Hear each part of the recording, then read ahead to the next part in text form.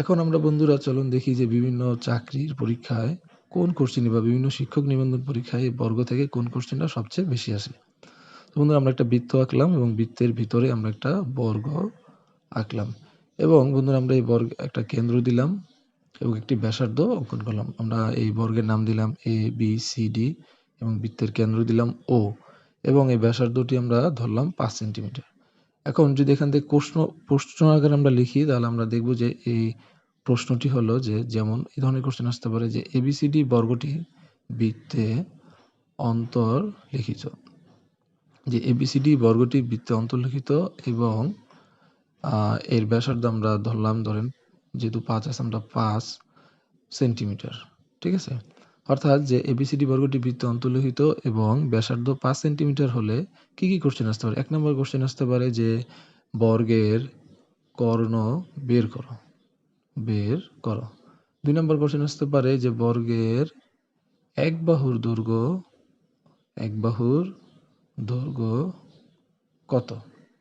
এরপর 3 নম্বর কোশ্চেন আসতে পারে যেটা সবচেয়ে গুরুত্বপূর্ণ কোশ্চেন যে বর্গের ক্ষেত্রফল কত।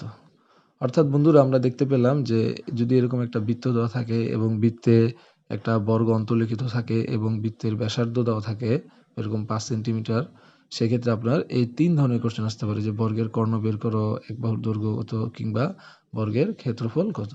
তো চলুন বন্ধুরা দেখি আমরা কিভাবে এই কোশ্চেনগুলো সলভ করা যায়। তো 1 নম্বর কোশ্চেন এখানে বলছে বর্গের কর্ণ বের করো।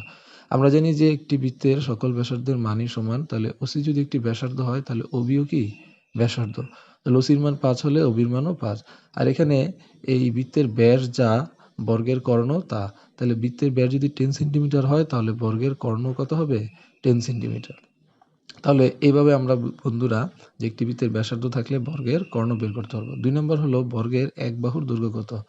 এখন আমরা জানি এক বাহুর দৈর্ঘ্য a হলে কর্ণ হয় √2, তাহলে আর কর্ণ আমরা আগের অঙ্কে পেয়েছি 10, তাহলে a√2 সমান 10, তাহলে এর মান দাঁড়ায় 10/√2।